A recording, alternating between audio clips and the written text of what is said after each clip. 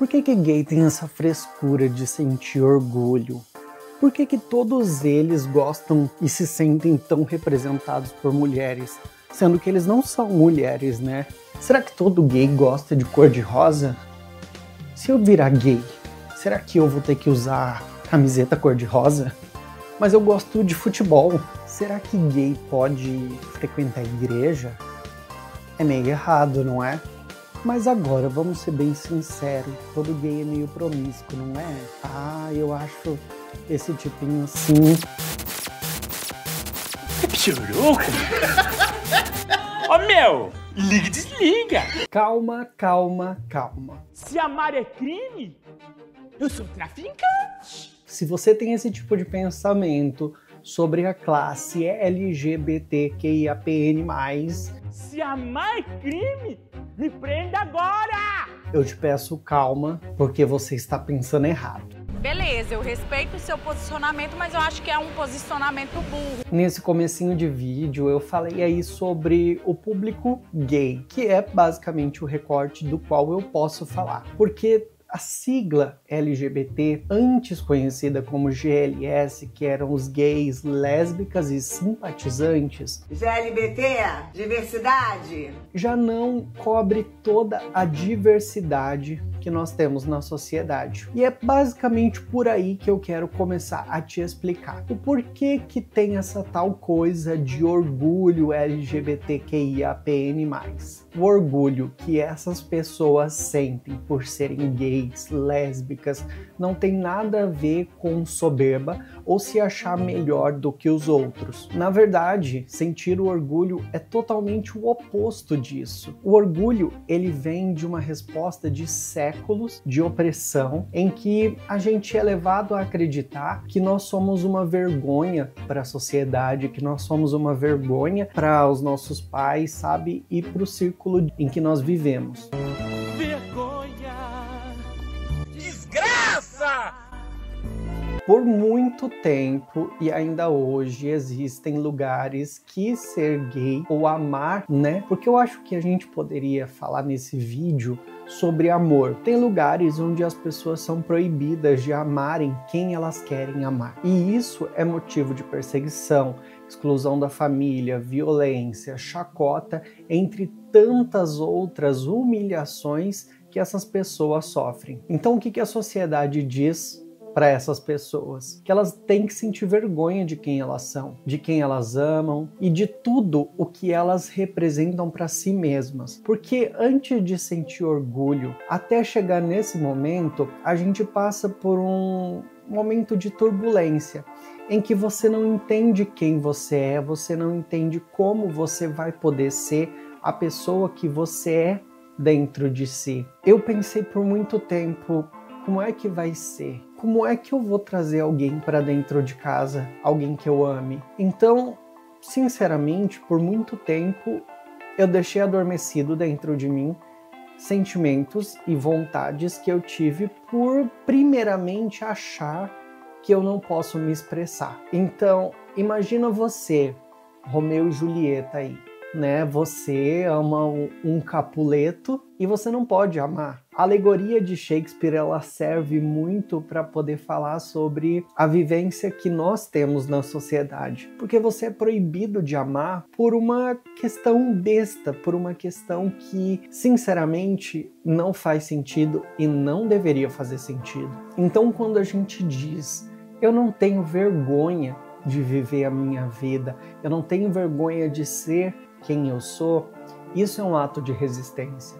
Isso é um ato de olhar para a sociedade e dizer, eu tenho orgulho de ser quem eu sou. Há quem fale, né, por aí, que por que nós não temos o dia do orgulho hétero? E a resposta para isso é uma resposta bem simples. Ninguém nunca foi privado de viver uma vida por ser hétero. Ninguém nunca foi morto por ser hétero. O orgulho, então, ele não surge do nada. Ele é uma resposta a anos de opressão. O orgulho, ele é uma pequena faísca que mantém todo mundo junto. Uma faísca de esperança que a gente guarda dentro do coração da gente de que em um futuro você vai poder sair, na rua de mão dada com o teu namorado, que você vai poder fazer coisas que outros casais héteros fazem, mas quando é um casal LGBT, a gente é taxado como promíscuo. Deixa de ser safada. Eu não tô sendo safada! Falar sobre a morte de pessoas LGBTQIAPN+, não é falar de um achismo. Não é um achismo que busca defender uma classe, e sim uma representação exata em números que a gente tem na sociedade. E a gente não precisa nem falar sobre o mundo. A gente pode ficar aqui no Brasil mesmo. O Brasil é um dos países que mais mata pessoas trans. O travesti, sabe? O famoso travesti, que você dava risada quando você era pequeno, quando você era adolescente. Então, isso é uma verdade que ela precisa ser falada. Não é um achismo. Ah, eu acho que pessoas estão morrendo. Não, isso é uma verdade e isso precisa ser um fato, tanto para mim quanto para você. Sentir orgulho é um ato político. E esse movimento começou assim de uma maneira bem simples, que foi revidando. O movimento mais conhecido que nós temos dentro da comunidade é o movimento de Stonewall. Em 1969, quando gays, lésbicas e pessoas trans se cansaram de serem agredidas pela polícia, né? Lá em Nova York, ocorreu então essa revolta de Stonewall, que vale um outro vídeo só sobre isso, foi o que deu a origem ao que nós conhecemos hoje como a Parada do Orgulho, ou como provavelmente você em casa conhece, a Parada Gay. Enquanto você assiste a Parada Gay aí da sua casa e você vê glitter, beijo gay em cima do palco, isso não é só festa. Isso somos nós dizendo para a sociedade: a gente existe, a gente resiste e nós temos orgulho de ser quem nós somos. Mas Andrei, quem não entende tudo isso que você está falando e mesmo assim sentir raiva de pessoas esquizofrênicas? Vendo por um lado de empatia, que eu acho que é o melhor caminho. A gente tem que ver que nem todo mundo nasceu em espaços que essas pessoas poderiam refletir sobre o que é certo, o que é errado. Muita gente cresceu, sabe, pensando que isso é errado, que isso é coisa de outro mundo. E aí que entra o papel da informação. Ao mesmo tempo em que a gente vai para uma parada LGBT lá no meio de São Paulo e diz para todo mundo: nós vivemos, nós existimos e nós vamos continuar existindo, em outros momentos do ano entra o papel da informação. Não é sobre convencer ninguém de que ser gay é bom, de que ser gay é ruim. Gente, se você parasse para pensar, ninguém escolheria ser gay. Ser gay, ser lésbica, ser trans, sinceramente, é dolorido. Uma coisa que você sente dentro de si, uma coisa que você não escolheu, ela é julgada por todo mundo. E você, criança, não pode brincar com boneca.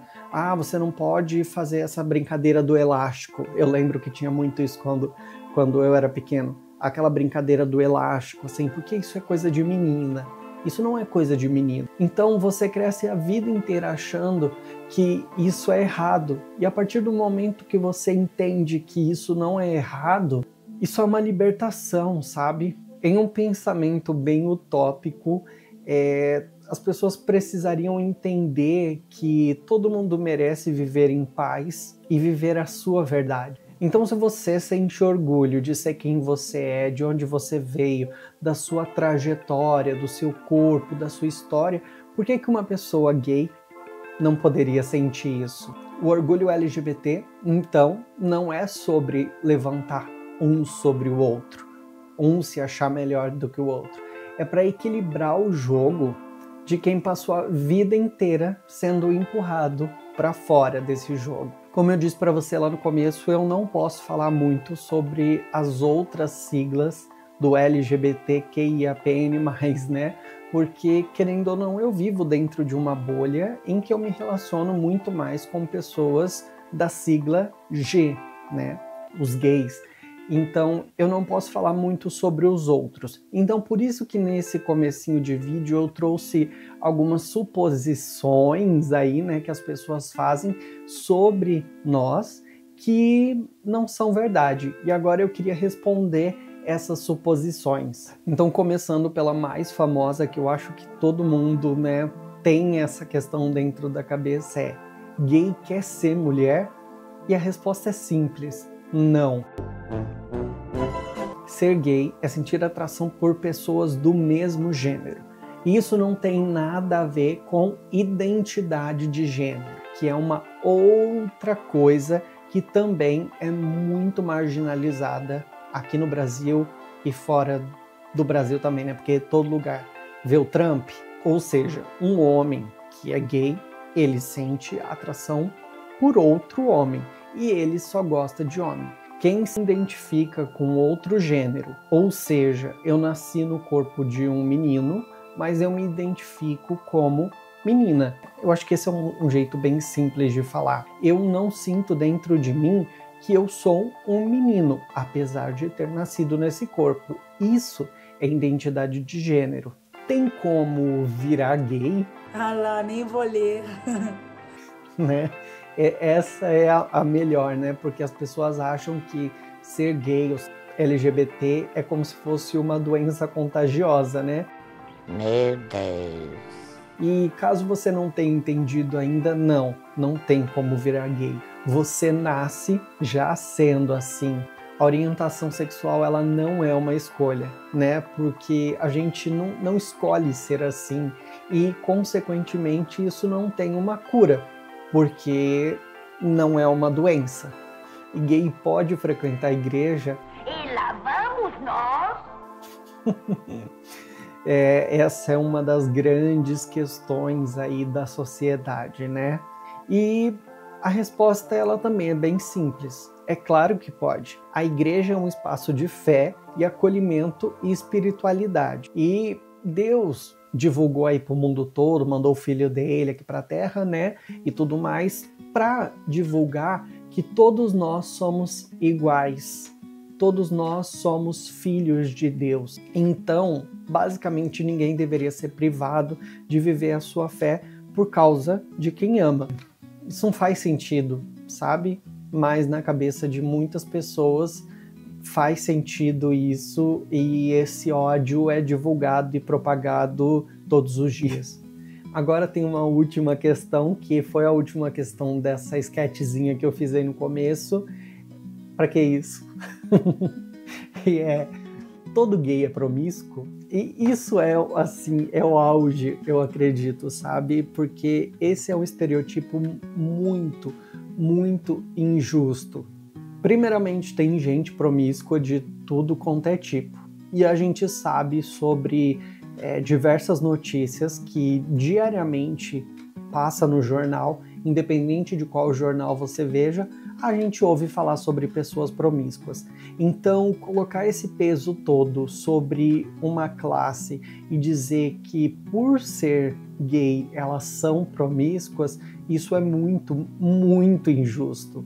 O que acontece é que a sociedade durante muito, muito tempo hipersexualizou, né, a classe LGBTQIAPN+, como se tudo girasse em torno do sexo. E isso é uma visão muito distorcida, porque do mesmo jeito que tem pessoas héteros que não gostam de sexo, tem pessoas gays que não gostam de sexo. Então, para você entender isso de uma maneira bem clara, existem gays casados, românticos, quietos, religiosos, sérios, fora do meio, assim, né, como existem pessoas que são mais livres, que vão pra balada todo dia, que bebe, que festa, que trepa com gente no banheiro, sabe? Isso é uma suposição muito injusta. Então, se você tem dentro de você que pessoas LGBTQIAPN+, são promíscuas, eu acho que você está precisando revisar um pouquinho esse teu pensamento. Tudo que uma classe diz que é diferente e é divulgado como se aquilo fosse diferente, aquilo acaba tendo um estigma muito, muito pesado. Até pouco tempo, mulheres eram impedidas de ter escolha, de votar, de escolher se queriam trabalhar ou não, de sair de casa sozinha para fazer compras. E você sabe que até hoje ainda existem muitos maridos que prendem suas mulheres dentro de casa e as impedem de viver a liberdade. As pessoas pretas, então, a gente não precisa nem falar nada, né? Porque você imagina que se para mim, um homem branco, né, já é difícil viver a vida sendo gay, agora você imagina uma pessoa preta vivendo essa mesma realidade que a minha. Com certeza, a realidade dela nunca vai ser parecida com a minha. Não muito tempo atrás, né, e esse é um dado assim que é muito louco, mas crianças eram tidas como algo que não era rentável.